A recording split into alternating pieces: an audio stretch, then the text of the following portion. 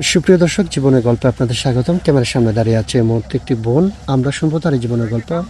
আসসালামু আলাইকুম আপু, কেমন আছেন? ওয়ালাইকুম আসসালাম। আসসালামু আলাইকুম। আলহামদুলিল্লাহ, অনেকটা ভালো আছি। আপনি কেমন আছেন? এই তো আলহামদুলিল্লাহ ভালো আছি। আপনার নাম কি আর আপনি কোথা থেকে এসেছেন? আমার নাম হয়েছে রূপা, আমি কুষ্টিয়া থেকে এসেছি। আপনার নাম রূপা, আপনি কুষ্টিয়া থেকে এসেছেন। জি। আচ্ছা ঠিক আছে রূপা আপু, আপনার ফ্যামিলিতে কে কে আছে? আমার ফ্যামিলিতে কেউ নেই, আমার ফ্যামিলিতে শুধু আমার দাদি আছে। আপনার ফ্যামিলিতে দাদি আছেন। আপনার বাবা মা কি হয়েছেন? আমার বাবা মা হয়েছে, আমাকে 2 বছরের বয়স থেকে আমার মা মারা গেছে। আপনার যখন 2 বছর বয়স ছিল তখন আপনার বাবা মা মারা গিয়েছেন। জি। আচ্ছা আচ্ছা ঠিক আছে আপু, বুঝতে পেরেছি। তো এখন বর্তমানে দাদির কাছে আছেন। উনি আপনাকে বিয়ে শাদী দিতে পারছে না কেন? উনি আমাকে বিয়ে শাদী দিতে পারছে না, কারণ আমরা গরিবের সন্তান। এখন মানে উনি বিয়ে শাদী দিতে পারছে না টাকার কারণে। ও টাকা পয়সার জন্য আপনাকে বিয়ে দিতে পারছে না? শর্টকাটে হচ্ছে যৌতুকের জন্য।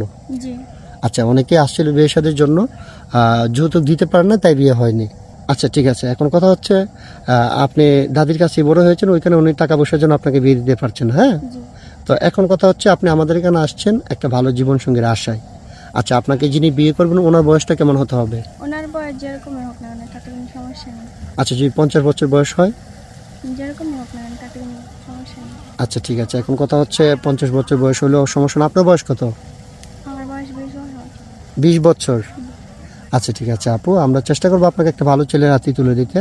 তো এখন কথা হচ্ছে অনেক প্রবাসী ভাই আছে, দেশি ভাই আছে যাদের বয়স 40, 45, 50 হয়, ওরকম হলে আপনার তো কোনো সমস্যা নেই। জি না, আমার কোনো সমস্যা নেই। আচ্ছা, অনেক আছে যে স্ত্রী মারা গেছে, চলে গেছে, বাচ্চা কাচ্চা হয় না। হ্যাঁ, ওনার টাকা পয়সা আছে অনেক, উনি চাইলে আপনাকে ভালো রাখতে পারবে। উনি যদি আপনাকে তার দ্বিতীয় অথবা তৃতীয় স্ত্রী বানাতে চায় তাহলে আপনি বিয়ে বসবেন? জি অবশ্যই বসবো, কারণ অন্য যদি তার সেই বউরে কন্ট্রোল রাখতে পারে, আমার রাখতে পারে, তাতে কোনো সমস্যা নেই। আচ্ছা ঠিক আছে, উনি যদি সেই বউকে কন্ট্রোল রাখতে পারে, আপনাকে চালাতে পারে, আপনার কোনো সমস্যা নেই। আর সরকার একটা কথা হচ্ছে, যেটা মনে করেন একটা পুরুষ ইচ্ছা করলে 4টা বিয়ে করতে পারে, হাদিসে আছে। হ্যাঁ, আচ্ছা যাই হোক, আমরা চেষ্টা করবো আপনাকে ভালো ছেলের হাতে দিতে। এখন কথা হচ্ছে আপনার সাথে যোগাযোগ করবেন কিভাবে? আমার তো কোনো পার্সোনাল ফোন নেই, আমি কীভাবে যোগাযোগ করবো? আপনার মাধ্যমে যোগাযোগ করলে আমার পাবে। আপনার পার্সোনাল ফোন নেই, আমাদের মাধ্যমে যোগাযোগ করলে আপনাকে পাবে। জি। আচ্ছা সুপ্রিয় দর্শক, ওনার সাথে অফ ক্যামেরাতে আমাদের কথা হয়েছে।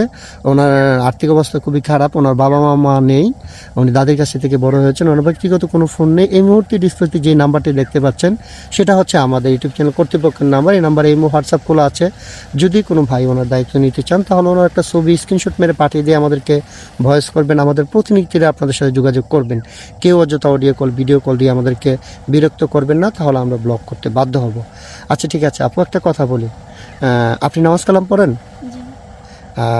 বিয়ের পর স্বামীকে নিয়ে কোথায় ঘুরতে যাওয়ার ইচ্ছা আছে আপনার? সৌদি আরব, মক্কায় হজ করার ইচ্ছে আছে। সৌদি আরব, মক্কায় হজ করার ইচ্ছে আছে। জি। আচ্ছা, যদি আপনার স্বামীর সামর্থ্য না থাকে তাহলে কষ্ট পাবেন? জি না, কষ্ট পাবো না। আচ্ছা ঠিক আছে আপু, আপনার জন্য শুভকামনা। আপনি ভালো থাকবেন, সুস্থ থাকবেন। আল্লাহ।